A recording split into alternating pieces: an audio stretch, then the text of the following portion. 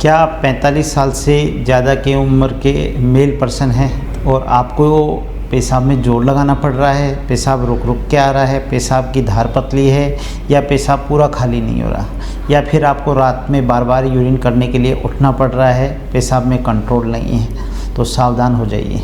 मैं doctor Mahendra Singh Poonia, senior urologist, Suvira hospital, Shiprapath, Mansarovar. अगर आप सबको ये सिम्टम है तो आपके प्रोस्टेट की डिजीज़ हो सकती है। प्रोस्टेट की डिजीज़ दो तरीके के सिम्टम होते हैं। एक तो पेशाब में रुकावट के सिम्टम, जोर लगाना, पतली धार आना, रुक रुक के आना और पेशाब की थैली पूरी खाली नहीं होना, या फिर हो सकते हैं पेशाब बार बार आना, रात को ज़्यादा आना और पेशाब का कंट्रोल ना होना।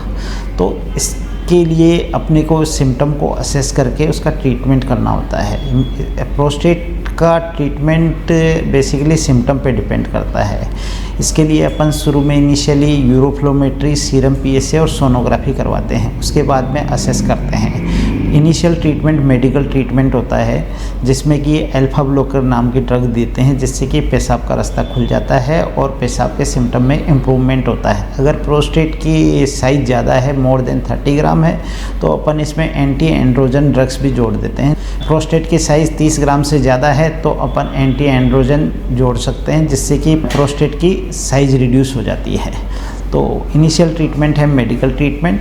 फिर अगर मेडिकल ट्रीटमेंट से इम्प्रूव नहीं हो रहा है तो पेशेंट ऑपरेशन के लिए जाता है। ऑपरेशन बेसिकली दो तरीके के होते हैं। एक तो होता है टीयूआरपी। टीयूआरपी में एक प्रोस्टेट का बढ़ा हुआ हिस्सा दूरबीन से निकाला जाता है और इसमें से भी सिम्टम इम्प्रूव हो जाते हैं, लेकिन इसके ब्लीडिंग ज़्यादा होती है, रिकरेंस होने की संभावना है। 8 से 10% पेशेंटों में 8 साल में रिकरेंस हो जाता है, स्ट्रक्चर बन जाता है, ब्लीडिंग ज़्यादा होती है, पेन थोड़ा ज़्यादा होता है, लेकिन इसकी थोड़ी कॉस्ट कम है और ये अफोर्डेबल है, बहुत ज़्यादा कॉस्ट नहीं है और इसको भी गुड सर्जिकल ऑप्शन माना जाता है। लेकिन अब सबसे लेटेस्ट विधि है holmium laser enucleation of the prostate, होलिप।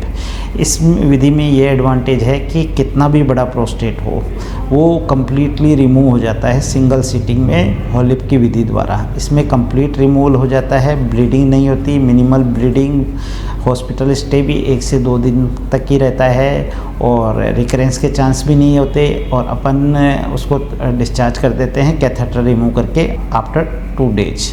तो बेसिकली ये है कि प्रोस्टेट की डिजीज़ सिम्टम पे डिपेंड करती है, सिम्टम के अनुसार इसका हम ट्रीटमेंट करते हैं। 3 विधि है, मेडिकल मैनेजमेंट, सर्जिकल में टीयूआरपी और गोल्ड स्टैंडर्ड आजकल होलिप माना जाता है कि जिसमें कि कंप्लीट रिमूवल कर सकते हैं और रिकरेंस के चांस भी कम होते हैं और 1 से 2 दिन में अपन हॉस्पिटल से पेशेंट को डिस्चार्ज कर देते हैं। तो अगर आपको किसी भी तरह के जो सिम्टम मैंने बताए हैं और आप 45 साल से ज़्यादा के हैं तो अपने नज़दीकी यूरोलॉजिस्ट से संपर्क करें और उसकी सेवाओं का लाभ उठाएं। और अगर एडवांस ट्रीटमेंट चाहिए तो फिर एक्सपर्ट से मिले जो कि होलिप में ट्रेंड है और complete removal of the prostate करवाइए, जिससे कि चांस ऑफ रिकरेंस मिनिमम हो।